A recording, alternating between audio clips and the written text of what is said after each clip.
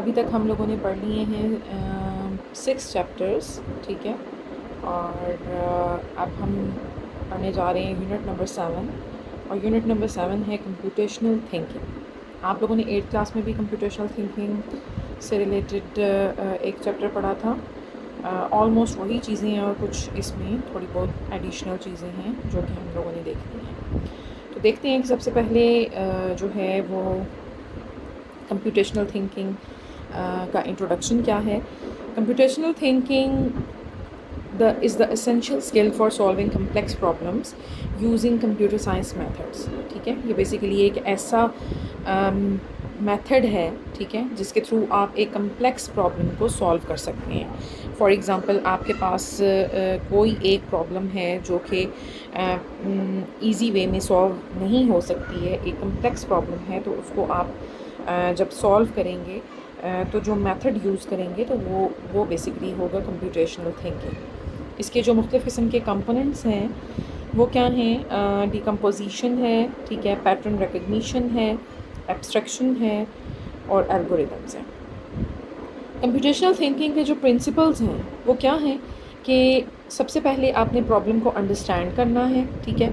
Understanding the problem जब होगी proper तरीके से, आपको पता होगा कि क्या है प्रॉब्लम, तो उसके बाद फिर आप उसको सिंप्लीफाई करें। यानी फ़र्स्ट ऑफ़ ऑल आपने प्रॉब्लम को अंडरस्टैंड किया, नेक्स्ट इज़ कि आप उसको सिंप्लीफाई करें, ठीक है। जब सिंप्लीफाई कर लिया तो उसके बाद फिर बेस्ट सोल्यूशन, क्योंकि एक चीज़ को सॉल्व करने के मल्टीपल सोल्यूशंस होते हैं, तो उसमें से बेस्ट सोल्यूशन लेंगे जिसके थ्रू आप उसको सॉल्व करेंगे। इसमें जो टूल्स यूज़ होंगे वो फ़्लो चार्ट है, ठीक है। फ़्लो चार्ट आप पहले पढ़ चुके हैं। इसी तरह से सूडो कोड है और फिर एक टूल है जिसको हम यूज़ करेंगे।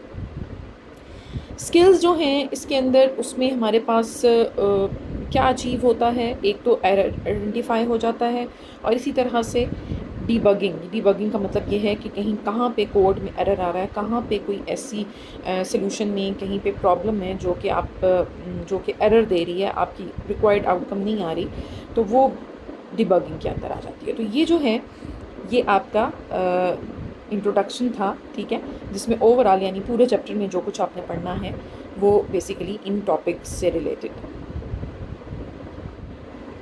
अच्छा जी, उसके बाद फिर सबसे पहले आ जाती है डेफिनेशन ऑफ कंप्यूटेशनल थिंकिंग।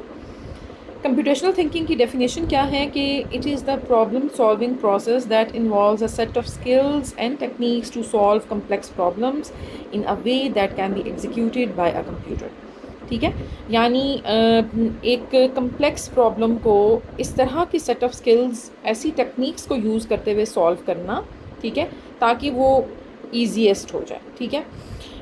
इसके अंदर मुख्तलिफ़ किस्म की बेसिकली जो कंप्यूटेशनल थिंकिंग है ये मुख्तलिफ़ किस्म की फ़ील्ड्स के अंदर यूज़ होता है। ज़रूरी नहीं है कि आप इसे आईटी के अंदर ही यूज़ करें या कोडिंग के अंदर ही यूज़ करें, आप इसको बायोलॉजी में, मैथ में, डेली रूटीन के अंदर भी यूज़ कर सकते हैं। फॉर एग्ज़ाम्पल अगर आपने कोई प्लान करना है, ट्रिप कहीं जाना है, तो सबसे पहले आप ये सोचेंगे कि हमें किस डेट को जाना है, उसके लिए हमें क्या क्या रिक्वायरमेंट्स हैं, हमने कौन से उस वहाँ का वेदर कैसा होगा, हमने किस किस्म के कपड़े रखने हैं, सर्दियों के रखने हैं या गर्मियों के रखने हैं, हमें बजट कितना रिक्वायर्ड है, ठीक है। ये सारी चीज़ें आ जाती हैं जो कि एक स्टेप बाय स्टेप प्रोसीजर है, तभी आप कोई अपना ट्रिप प्लान कर सकते हैं। इसी तरह से कोई भी टास्क अगर आपने ऑर्गेनाइज़ करना है तो वो भी आप कंप्यूटेशनल थिंकिंग के थ्रू ही करेंगे। तो इसमें जो पहला कंप्यूटेशनल थिंकिंग के अंदर हमारे पास हम इसको कह सकते हैं कि दैट इज़ अ कंपोनेंट, ठीक है। तो कंपोनेंट जो है वो फर्स्ट हमने, क्योंकि फ़र्स्ट स्लाइड में हमने पढ़ा था, दैट इज़ डीकम्पोजिशन, ठीक है। This is the first component of computational thinking. अब डीकम्पोजिशन क्या है कि एक नाम से ज़ाहिर है कि ये एक डिकम्पोज करता है, यानी कि एक बड़ी प्रॉब्लम है और उसको छोटे छोटे पार्ट्स में जब आपने डिवाइड करना है तो दैट इज़ कॉल्ड डीकम्पोजिशन। तो डीकम्पोजिशन की जो डेफिनेशन है वो भी यही है कि breaking a big problem into smaller and manageable parts. For example building a bird house. अब आपने अगर एक बर्ड का हाउस बनाना है तो उसके लिए आप क्या करेंगे, मटेरियल को गैदर करेंगे, सबसे पहले उसकी डिज़ाइनिंग करेंगे कि बेसिकली ये इस शेप में डिज़ाइन होना चाहिए, उसके लिए आपको क्या क्या मटेरियल रिक्वायर्ड है, वुड को उस शेप में कट करेंगे, ठीक है। उसके बाद उसको असेंबल करेंगे, असेंबल करने के बाद उसको पेंट करेंगे और फिर जहाँ पे भी आपने बर्ड हाउस इंस्टॉल करना है, यानी आपने अपने घर में कहीं पे भी लॉन में, वो आप इजीली कर सकते हैं। तो ये बेसिकली क्या है, यानी आपने एक बिगर प्रॉब्लम थी और उसको आपने छोटे छोटे पार्ट्स में डिवाइड कर दिया। अब आपकी जो क्लास एक्टिविटी है वो क्या है कि आपने जो है वो एक कम्प्लेक्स टास्क लेना है कोई भी। फॉर एग्ज़ाम्पल आप कुकिंग ले लें, ठीक है, या फिर आपने अगर कोई अपना और टास्क फिनिश करना है तो उसको आपने स्मॉलर स्टेप्स में किस तरह से डीकम्पोज किया, दैट इज़ योर होमवर्क। आप लोग मुझे करके सेंड कर देंगे। अच्छा जी, डीकम्पोजिशन के अंदर जो है वो फॉर एग्ज़ाम्पल हमने जो बर्ड की एग्ज़ाम्पल दी थी कि बर्ड हाउस हमने बिल्ड करना है, तो हम जो है वो उसको किस तरह से डीकम्पोज करेंगे उस टास्क को। सबसे पहले क्या है कि डिज़ाइन द बर्ड हाउस, यानी आपने उसके डायमेंशंस क्या रखने हैं, कितना साइज़ होना चाहिए, शेप कैसी होनी चाहिए, उसका स्केच प्लान पूरा बना लें, ठीक है, कि क्या क्या किस तरह से क्या उसकी लेंथ विड्थ हाइट वगैरह होनी चाहिए। उसके बाद फिर मटेरियल गैदर करना होगा, ठीक है। आपने अगर वुड का बनाना है, ठीक है, तो वुड के साथ आपको नेल्स चाहिए, अगेन आपको पेंट चाहिए एंड पे उसको पेंट करने के लिए, और हैमर और सॉ वगैरह चाहिए वुड कटिंग के लिए।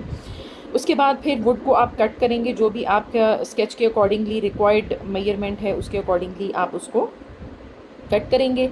असेंबल करेंगे पीसीस को, यानी आप जो आपने पीसीस कट किए हैं उसके बाद उनको जोड़ेंगे और फिर उसके बाद एंड पे उसको डेकोरेट करेंगे, पेंट करेंगे, ठीक है, और उसके बाद जो है उसको इंस्टॉल कर देंगे, यानी सूटेबल जो भी लोकेशन होगी वहाँ पे आप उसको लगा देंगे। तो that is how you decompose the task. Next जो हमारे पास कंपोनेंट है that is pattern recognition. Component number 2 is pattern recognition. Pattern recognition क्या है कि identify similarities and patterns with in a problem, ठीक है, यानी आपने एक प्रॉब्लम है और प्रॉब्लम के अंदर आपने सिमिलैरिटीज़ देखनी है या कोई रेपिटिशन में कोई पैटर्न आ रहा है तो वो देखना है।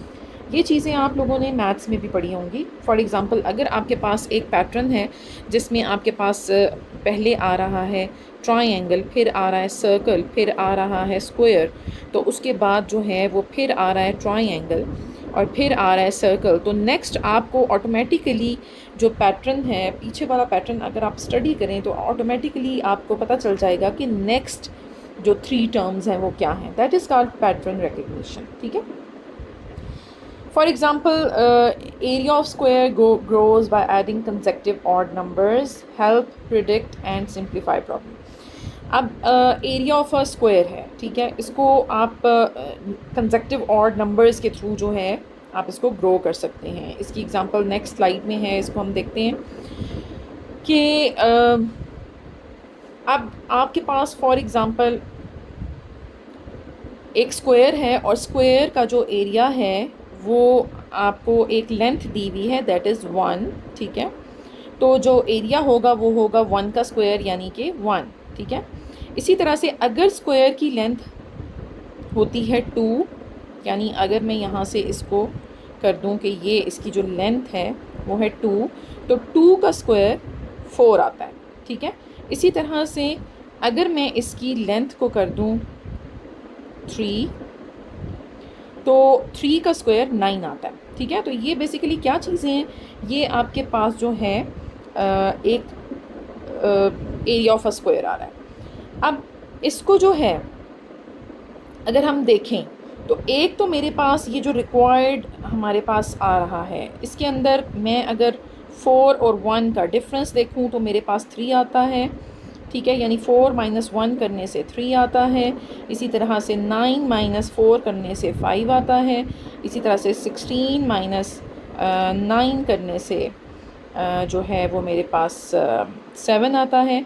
तो ये जो मेरे पास नंबर्स आ रहे हैं these are all odd numbers, ठीक है। तो एक तो मेरे पास ये एक पैटर्न आ गया।